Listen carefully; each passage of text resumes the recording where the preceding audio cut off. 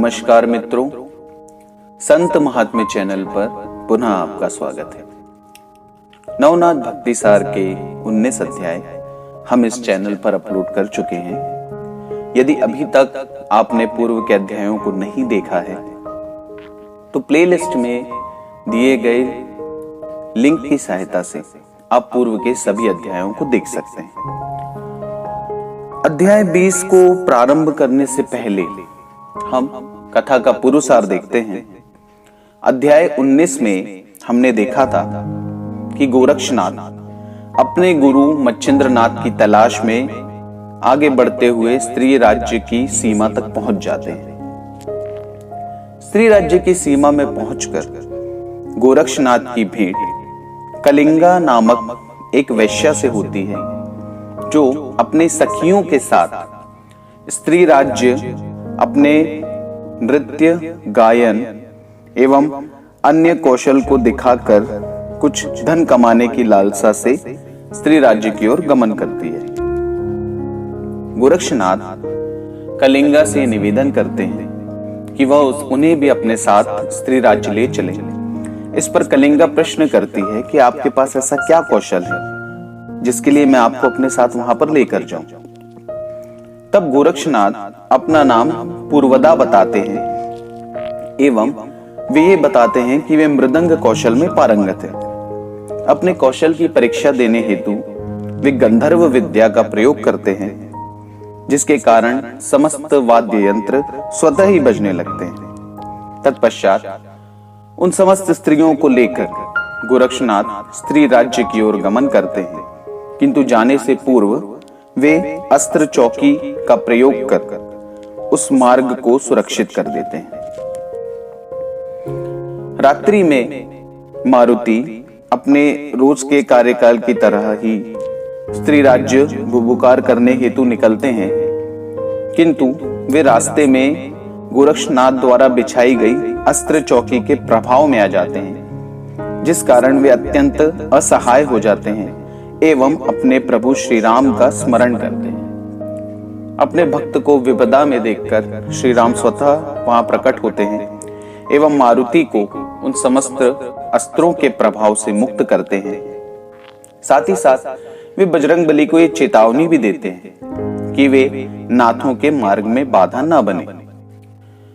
इस पर बजरंगबली श्री राम के समक्ष अपनी चिंता व्यक्त करते हैं कि उन्होंने रानी मैनाकिनी को ये वचन दिया है कि वे मच्छिंद्रनाथ को उसके पास ही छोड़ देंगे, किंतु अब गोरक्षनाथ के आने से उनका वचन भंग होने के आसार बन रहे हैं। तो वे प्रार्थना करते हैं प्रभु श्री राम से कि वे कृपया कर गोरक्षनाथ को समझाएं। प्रभु श्री राम एवं बजरंगबली दोनों ही ब्राह्मण का वेश धारण कर गोरक्षनाथ के पास पहुंचते हैं, किंतु गोरक्षनाथ उन्हें देखकर ये समझ जाते हैं कि ये कोई साधारण पुरुष हो ही नहीं सकते। अतः वे उनसे आग्रह करते हैं कि कृपया आप लोग अपने असली स्वरूप में आए। तब प्रभु श्री राम एवं बजरंगबली अपने असली स्वरूप में आते हैं एवं प्रभु श्री राम गोरक्षनाथ से ये वचन मांगते हैं कि वे मच्छिंद्रनाथ को स्त्री राज्य से लेकर न जाएं। बड़ी ही विनम्रता से गोरक्षनाथ उनके इस वचन को ठुकरा देते हैं। साथ ही साथ ये भी कहते हैं कि हे प्रभु, चाहे कुछ भी हो जाए, मैं अपने गुरु मच्छिंद्रनाथ को यहां से लेकर ही जाऊंगा। उनकी इस जिद के कारण, उनके इस हट के आगे प्रभु श्री राम एवं बजरंगबली हार मान जाते हैं एवं अंततः प्रभु श्री राम गोरक्षनाथ एवं बजरंगबली दोनों को ही आशीर्वाद प्रदान कर स्वस्थान की ओर निकल जाते हैं। तो मित्रों, यहां तक हमने देखा था नवनाथ भक्ति सार के अध्याय 19 में। अध्याय 20 आरंभ करने से पहले आप सभी से पुनः निवेदन है कि हमारे इस चैनल को सब्सक्राइब अवश्य करें। साथ ही साथ यदि आपको हमारे वीडियोस पसंद आ रहे हो तो उन्हें लाइक करें एवं वीडियोस के नोटिफिकेशन पाने के लिए बेल आइकन को भी ऑन कर दें। तो चलिए प्रारंभ करते हैं नवनाथ भक्ति सार का अध्याय 20। श्री राम ने गोरक्षनाथ से भेंट के पश्चात स्वस्थान की ओर प्रस्थान किया एवं बजरंगबली ने रामेश्वरम की ओर न जाकर मैनावती को आने वाली विपदा की पूर्व सूचना देने हेतु श्रृंगमुरुड़ की ओर प्रस्थान किया, जो कि स्त्री राज्य की एक राजधानी थी। नगर में प्रवेश करते ही बजरंगबली सूक्ष्म रूप धारण कर मैनाकिनी के शयन कक्ष में पहुंचे। उन्होंने धीरे से मैनाकिनी को उठाया। जागते ही मैनाकिनी ने मारुति को प्रणाम किया। उसका प्रणाम स्वीकार कर बजरंगबली बोले, मैनाकिनी, मैं यहां एक अत्यंत महत्वपूर्ण समाचार देने आया हूं। मच्छिंद्रनाथ को तुम्हारे स्वाधीन कर मैंने अपने वचन का पालन किया, किंतु अब गोरक्षनाथ नामक एक भयंकर विपदा स्त्री राज्य की ओर बढ़ रही है। गोरक्षनाथ न केवल एक महापराक्रमी योगी है, अपितु तुम्हारे पति मच्छिंद्रनाथ का शिष्य भी है एवं अपने गुरु को स्त्री राज्य से ले जाने की मंशा रखता है। मैंने एवं स्वयं प्रभु श्री राम ने भी उसे रोकने का प्रयत्न किया, किंतु उसके दृढ़ संकल्प एवं गुरु भक्ति के आगे हम असफल हो गए। अब केवल तुम ही उसे ऐसा करने से रोक सकती हो। तुम्हें साम, दाम, दंड, भेद कोई भी नीति अपनाकर गोरक्ष को रोकना होगा, अन्यथा वो अपने गुरु मच्छिंद्रनाथ को यहां से लेकर ही जाएगा। मारुति के वचन सुनकर मैनाकिनी चिंताग्रस्त हो गई। समाचार देकर बजरंगबली ने भी मैनाकिनी से विदा ली। स्त्री राज्य की महारानी मैनाकिनी पद्मिनी एवं कीलोत्तला ऐसे दो अन्य नामों से भी प्रसिद्ध थी। मैनाकिनी की पूर्व गाथा इस प्रकार थी। मैनाकिनी पूर्व में सिंहल द्वीप में निवास करती थी। राज्य की सबसे सुंदर स्त्री होने के कारण वह पद्मिनी नाम से भी विख्यात थी। एक दिन स्नान कर वह छत पर खड़ी थी। उसी समय ऊपरी चरवसु आकाश मार्ग से गमन कर रहे थे। गमन करते समय वायु के प्रवाह के कारण ऊपरी चरवसु के वस्त्र अव्यवस्थित हो गए, जिस कारण उनके दृष्टिगत गुप्तांग को देखकर पद्मिनी जोर से हंस पड़ी। पद्मिनी को इस प्रकार हंसता देखकर एवं उसके हंसने का कारण समझकर ऊपरी चरवसु अत्यंत क्रोधित हो गए एवं पद्मिनी को श्राप देते हुए बोले, इस प्रकार निर्लज्जता पूर्वक हंसकर तुमने मेरा जो अपमान किया है, इस हेतु मैं तुम्हें श्राप देता हूं कि तुम पथभ्रष्ट होकर स्त्री राज्य में पहुंच जाओगी, जहां तुम्हें किसी भी पुरुष के दर्शन तक नहीं होंगे। श्राप से विचलित होकर पद्मिनी ने ऊपरी चरवसु से रोते हुए दया की याचना की। तब उसके पश्चाताप को देखकर ऊपरी चरवसु ने श्राप का निवारण बताते हुए कहा, मेरे श्राप के प्रभाव स्वरूप तुम स्त्री राज्य में जाओगी एवं वहां की रानी कीलोत्तला की मृत्यु के पश्चात तुम ही वहां की रानी बनोगी। आज संयोग से तुम्हारी दृष्टि मुझ पर पड़ी एवं मेरे साथ संसर्ग करने की तुम्हारी इच्छा उत्पन्न हुई, अतः तुम्हारी यह इच्छा मेरा पुत्र मच्छिंद्रनाथ पूर्ण करेगा एवं मैं स्वयं मीननाथ के रूप में तुम्हारा पुत्र बनकर जन्म लूंगा।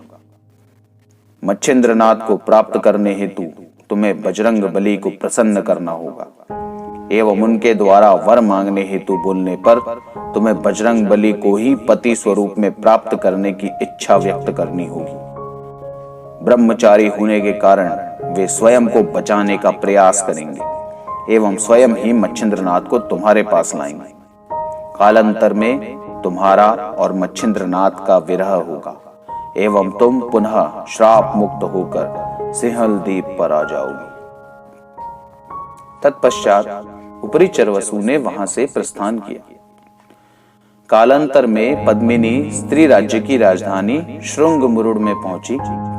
वहां एक चर्मकार स्त्री ने उसे आश्रय दिया। पद्मिनी भी उसके व्यवसाय एवं घर के कामकाज में हाथ बटाने लगी। एक दिन वृद्ध हो चुकी महारानी कीलोत्तला ने नई रानी के चुनाव हेतु एक हथिनी की सूंड में पुष्पमाला देकर उसे संपूर्ण नगर में भ्रमण करवाया।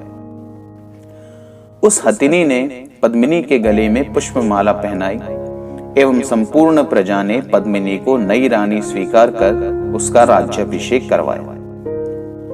पद्मिनी ने राज्य सिंहासन पर बैठते ही पूर्व महारानी कीलुत्तला का नाम धारण किया।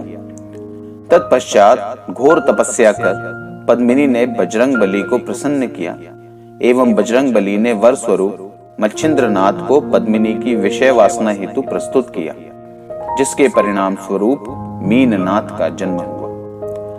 अब उपरिचिर वसु के उत्श्राप के परिणाम स्वरूप मच्छिंद्रनाथ एवं मैनाकिनी का वियोग निश्चित था, जिस हेतु निमित्त बनकर गोरक्षनाथ स्त्री राज्य पधार चुके थे।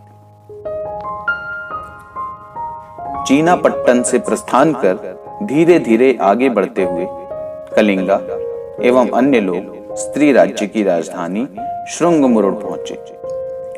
वहां उन्होंने एक धर्मशाला में आश्रय लिया। राज्यसभा में पहुंचकर कलिंगा ने मच्छिंद्रनाथ एवं मैनाकिनी को प्रणाम कर अपने आने का प्रयोजन व्यक्त किया।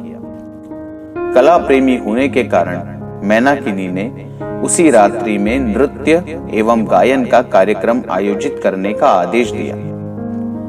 संध्या समय जब समस्त नर्तकियों का समूह नृत्य कार्यक्रम हेतु निकला, तब गोरक्षनाथ भी स्त्री वेश धारण कर उसी समूह में सम्मिलित हो गए।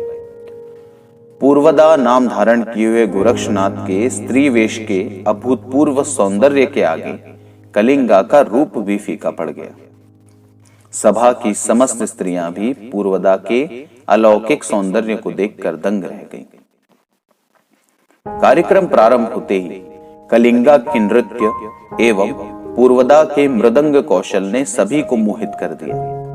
उस क्षण राज सिंहासन पर बैठे मच्छिंद्रनाथ को देखकर गोरक्षनाथ के आनंद की कोई सीमा न रही। अपने गुरु को उनके अस्तित्व का ज्ञान कराने हेतु गोरक्षनाथ ने अपनी हस्तकला दिखाना प्रारंभ कर दिया। उनके मृदंग से चलो मच्छिंदर गोरख आया, चलो मच्छिंदर गोरख आया, चलो मच्छिंदर गोरख आया, ऐसी ध्वनि निकलने लगी, जिसे सुनकर मच्छिंद्रनाथ के मस्तिष्क पर एक जबरदस्त आघात पहुंचा। मैनाकिनी भी उस स्वर को सुनकर हिल गई एवं पूर्वदा के मृदंग से ही यह ध्वनि प्रवाहित हो रही है, ऐसा सत्य जानकर वह पूर्वदा को अपने साथ एकांत में ले गई। गोरक्षनाथ अपने असली स्वरूप में प्रकट हो गए, जिसे देखकर मच्छिंद्रनाथ ने अपने शिष्य को आनंद विभोर होकर गले से लगा लिया। कलिंगा से सर्व सत्य जानकर मच्छिंद्रनाथ ने गोरक्ष की गुरु भक्ति हेतु उनकी खूब प्रशंसा की। अपने शिष्य का समर्पण एवं प्रेम देखकर मच्छिंद्रनाथ के नेत्रों से आनंदाश्रु प्रवाहित होने लगे।